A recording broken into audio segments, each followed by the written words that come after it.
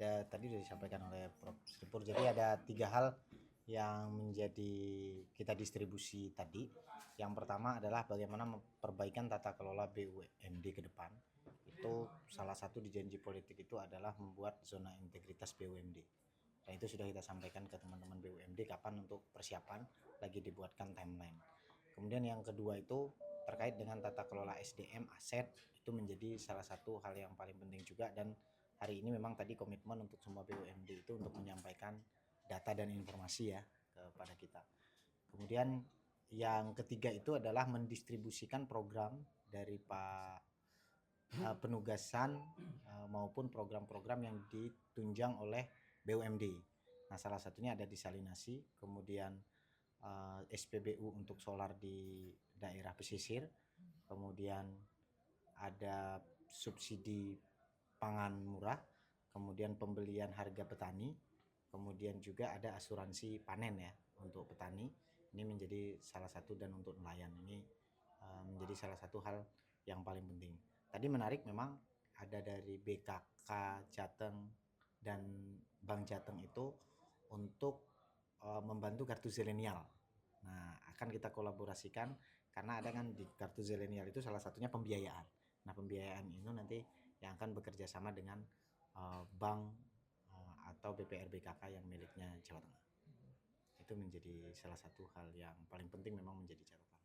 Kalau terkait dengan program misalnya kayak tadi desalinasi dan seterusnya tadi, itu nanti bentuknya itu kayak CSR gitu atau seperti apa Mas untuk mendanai program itu? Nah, ini ada 2 pola. Yang pertama itu langsung dikelola oleh BUMD karena itu ada Tirta Utama sebagai penyedia air baku itu agar bisa berdistribusi, bekerja sama dengan PDAM di daerah. Itu konsep pertama. Konsep kedua itu bisa melalui CSR BUMD dan swasta nanti yang akan diserahkan ke masyarakat melalui KSM ya.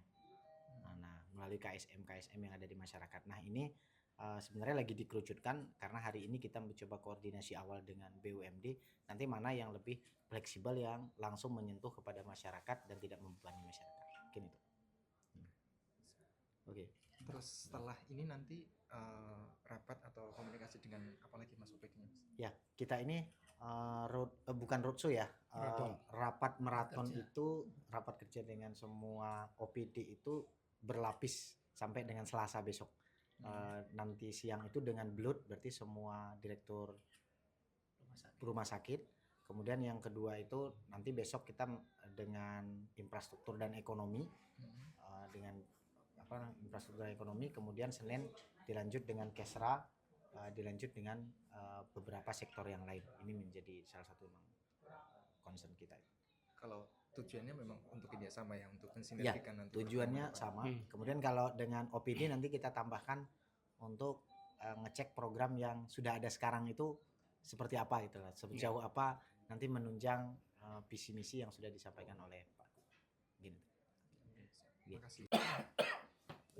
Mas Wahid, beri nambahin. Sampun, cekap. Makan Terima. Siap, Prof. Perlu kan? Emoji, Prof. Pakai emoji, Prof. Siap nggak, Prof? Siap. Insya Allah. Mau di sini aja? Saya pamit dulu ya. Siap, Prof. Soalnya Mas ya? Oh gitu. Nanti di sini Pak, di Tarang. Oke. Ini ada. Ya, Dek. Silakan, Prof. Untuk melengkapi tadi statement tadi. Ya ini kayak sepertinya ini model baru ya Mas dari pemerintahan sebelumnya, di mana mau coba memaksimalkan semua potensi yang ada. Nah, kalau orang sebut itu dengan kolaboratif atau hexahelik gitu. Nah, hari ini kebetulan jadwalnya BUMD. Nah, besok kan dan sebagainya, termasuk nanti ada saatnya kita mau sowan ke Ormas. Nah, Selasa Rebu itu terakhir itu gongnya itu di ormas-ormas, karena kita sadar bahwa tidak mungkin pemerintah Provinsi Jawa Tengah itu melaksanakan sampai ke level akar rumput tanpa keterlibatan mereka. Kalau ini kan pada aspek pendapatan dan pembiayaan ya, tetapi kemudian siapa yang melaksanakan nanti butuh di sana, butuh dengan ormas, dengan diaspora. Nah, itu nanti gongnya di sana sebenarnya, misalnya dengan PWNU, misalnya dengan Muhammadiyah dan sebagainya. Karena butuh misalnya contoh bahas tentang stunting, nggak mungkin dinas kesehatan itu sendiri, maka butuh dengan kampus, politek, termasuk dengan ormas yang mungkin jejaringnya jauh lebih masif. Nah, sehingga Pak Gub itu semakin banyak melibatkan. Nah, poinnya di sana sih, Mas. Oke, berarti tataran pelaksana nanti melibatkan ormas. Iya, dengan nggak hanya ormas sebenarnya tadi kampus ya kan, kalau bicara starting ya dengan fakultas kedokteran, kemudian dengan Poltekkes misalnya ya, Politeknik Kesehatan. Kalau kalau uh, hari ini memang kita fokus pada sektor-sektor yang sifatnya lebih pada profit dan pelayanan BUMD dan besok dinas pendapatan. Kenapa? Karena itu salah satu sumber. Tapi coba kita cari gali sumber yang lain termasuk misalnya dengan kerjasama internasional. Nanti coba kita juga sudah rumuskan negara-negara mana yang punya minat tinggi terhadap investasi Jawa Tengah. Ada beberapa, Jepang, Cina, Jerman, itu mereka tertarik betul. Nah, kita nanti suatu saat akan ya syukur dalam waktu dekat ini akan kita temukan sehingga tidak hanya menggantungkan pada APBD. Poinnya sana, Mas. Mas, latar belakang jenengan dari sisi akademisi gitu melihat 136 program dengan kekuatan APBD sekarang, kemudian anggarannya. Artinya kan semakin sedikit yang ke bawah gitu. Gimana itu, Mas? Kira-kira bisa nggak 136 itu bisa terlaksana maksimal? Ya, kan semangatnya kan tentu optimisme, Mas. Nah, optimisme itu harus didasari dengan rasionalitas. Nah, salah satu cara untuk merasionalisasikan adalah mencari sumber pendapatan lain. Satu jelas pemerintah pusat lewat skema APBN, tapi ini juga tidak bisa 100% karena juga pemerintah pusat punya persoalan yang sama. Yang kedua adalah memaksimalkan potensi pendanaan dari swasta, baik itu swasta murni dalam artian investasi maupun swasta dalam bentuk filantropi CSR. Nah, ini yang selama ini menjadi salah satu kekurangan dari Pemprov Jawa Tengah adalah kurang mampu mengkonsolidasikan CSR untuk program-program pembangunan Jawa Tengah. Nah, ini coba kita konsolidasikan dan Pak Gub punya pengalaman dan kemampuan itu mengkonsolidasikan itu. Nah, yang ketiga tentu sebagai pelaksananya itu banyak sekali kalau bahasanya akademik itu modal sosial masyarakat Jawa Tengah. Apa mereka ketika merasa diwongke, mereka akan merasa bertanggung jawab dan ikut melaksanakan. Di sana kemudian peran ormas.